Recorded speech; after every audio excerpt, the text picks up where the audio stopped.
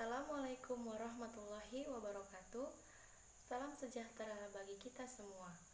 Perkenalkan, saya Triulana SPD, peserta pelatihan dasar CPNS tahun 2022 Angkatan 26 BPSDM Provinsi Sumatera Utara. Pada kesempatan ini, saya akan menceritakan pengalaman saya mengenai pembelajaran secara sinkronus. Pembelajaran secara sinkronus yaitu pembelajaran secara langsung yang dilakukan secara daring melalui media aplikasi seperti Zoom, video call, dan lain sebagainya. Pembelajaran sinkronus memang tidak bisa membuat kita bertemu secara langsung kepada pemateri dan teman-teman yang lainnya. Kita hanya bisa bertemu dalam aplikasi tersebut. Tetapi pembelajaran ini juga membawa manfaat dan ada juga kekurangannya bagi saya. Kelebihan pembelajaran sinkronus menurut saya, yang pertama, kita dapat mengajukan pertanyaan secara langsung kepada pemateri. Yang kedua, keaktifan belajar bisa dilihat secara langsung. Yang ketiga, bisa mendapatkan materi pembelajaran lebih maksimal dari pemateri. Yang keempat, tidak berfokus pada modul. Jadi, kelebihan-kelebihan tersebut menurut saya tidak kalah dari kita belajar secara tatap muka langsung kepada pemateri. Hanya saja kita tidak berada di satu tempat yang sama bersama pemateri, jadi hanya bisa dilakukan secara virtual. Tetapi hal tersebut tidak mengurangi keaktifan dan juga tidak mengurangi semangat kita untuk belajar. Dan dalam pembelajaran sinkronus ini, saya juga merasakan beberapa kelemahannya.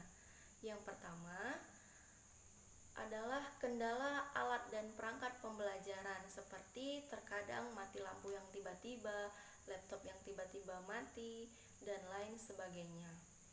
Yang kedua, yaitu akses internet yang kadang-kadang kurang stabil, yang membuat pelaksanaan pembelajaran itu terkadang bisa terputus secara begitu saja sehingga kita bisa tertinggal materi yang disampaikan oleh pemateri. Yang ketiga, yaitu waktu yang terbatas. Dengan pembelajaran yang dilakukan secara daring, otomatis membuat waktu yang sangat terbatas. Beda dengan pembelajaran yang dilakukan secara tatap muka. Jadi waktu yang terbatas tersebut membuat kita itu tidak terlalu bebas atau tidak bisa mengajukan pertanyaan-pertanyaan yang sering sekali masih belum bisa terjawab karena kendala waktu yang kita hadapi. Yang keempat, yaitu pertanyaan yang sering dibatasi. Dalam pembelajaran sinkronus ini, terutama dalam menggunakan aplikasi Zoom Meeting, yang saya rasakan sering sekali pertanyaan-pertanyaan itu dibatasi.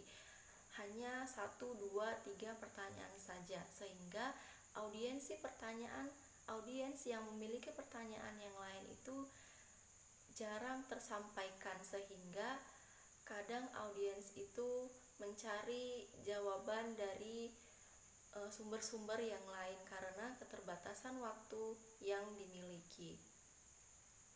Namun, menurut saya pembelajaran secara sinkronus ini juga tergantung dari kita bagaimana belajarnya. Jangan hanya terbatas pada pembelajaran secara Zoom saja. Kita juga harus belajar secara mandiri. Setelah Zoom itu berakhir, kemudian bisa melanjutkan pembelajaran keesokan harinya dengan persiapan yang lebih matang. Jadi semua itu tergantung kepada kita, bagaimana kita ada semangat atau ada kemauan untuk belajar, baik itu pembelajaran secara tatap muka dan pembelajaran secara sinkronus ini. Baiklah, demikian hal-hal yang bisa saya ceritakan berdasarkan pengalaman saya belajar secara sinkronus. Terima kasih. Wassalamualaikum warahmatullahi wabarakatuh.